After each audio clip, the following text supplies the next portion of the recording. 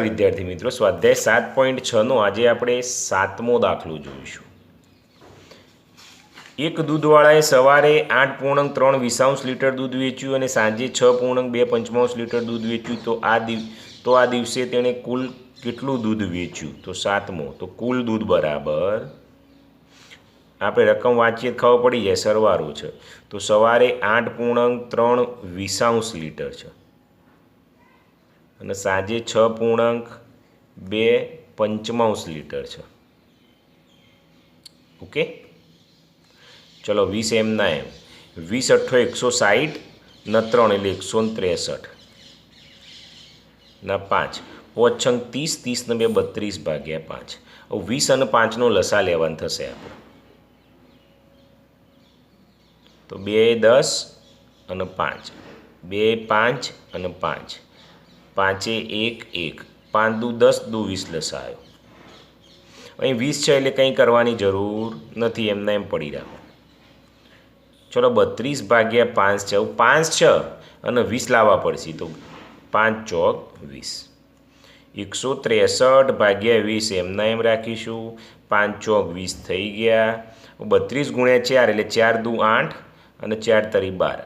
આ રીતે તમે ગુણાકાર કરશો તો તમારો સમય બચશે, ના ફાવો તો પાછળ કરી દેવાના।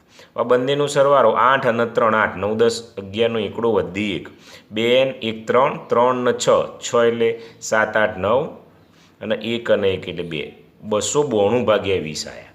હવે વિદ્યાર્થી મિત્રો, આપણને વિસાનો ઘડિયો ના ફાવે, કારણ કે 20 દાન 200 થશે એટલે ભાગાકાર કરવું પડશે। ચલો અહીં જોઈ લઈએ, આ તમારે રફ પેજમાં કરવાનું છે। 20 × 20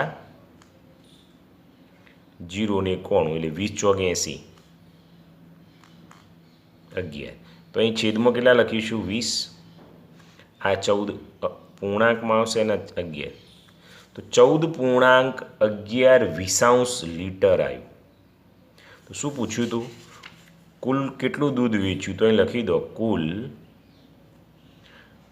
14.11 લીટર દૂધ વેચ્યું, અને અહીં બોક્સ બનાવી દો પહેલાં, આ રીતે ગણવાનું છે। ઓકે, ચલો છેલ્લો દાખલો 8મો। 10 કિલોગ્રામ ખોળમાંથી 3.1 કિલોગ્રામ ખોળ વપરાઈ જાય તો કેટલી ખોળ બાકી રહે?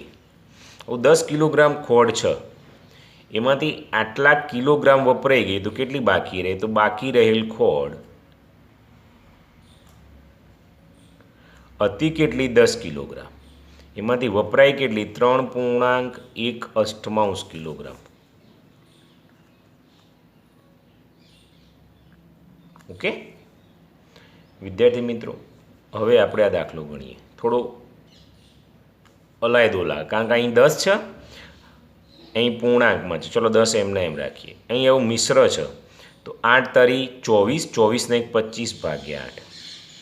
તો તમારા મનમાં થાય, સાહેબ આવી તો બાદ બાકી આવી નહીં, પણ 10ના છેદમાં 1 આપેલું જ છે।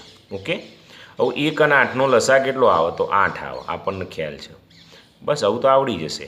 10 ભાગ્યા 1 છે અને 8 લાવવા છે, તો 1 8 8 એટલે 8 8 વડે કરો। અહીં તો 8 છે એટલે કંઈ કરવાનું નહીં, એમને એમ મૂકી દઈએ, બરાબર। 10 8 80 અને 1 8 8, 25 ભાગ્યા 8 એમના એમ, આ 8 એમના એમ। હવે 80માંથી 25 બાદ કરવાના છે વિદ્યાર્થી મિત્રો, તો આપણે જોઈએ તો અહીં 10 આવશે એટલે 5 આવશે, અહીં 7 આવશે એટલે 2 એટલે 55 આવે, તો 55 ભાગ્યા 8 આવ્યા, તો 8 એમના એમ મૂકી દઉં। 8 1 8, 8 2 16, 8 તરી 24, 8 ચોક 32, 8 5 40, 8 6 48, 8 સીધો 56 વધી જશે એટલે 8 6 48। હવે 55માંથી 48 બાદ કરો વિદ્યાર્થી, એટલે 5 ને 2 7, તો 6.7 કિલોગ્રામ।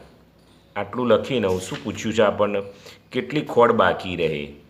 તો ખોળ 6.7 ક્રિકા બાકી રહે, આ લખવું મારી દ્રષ્ટિએ બહુ જરૂરી છે।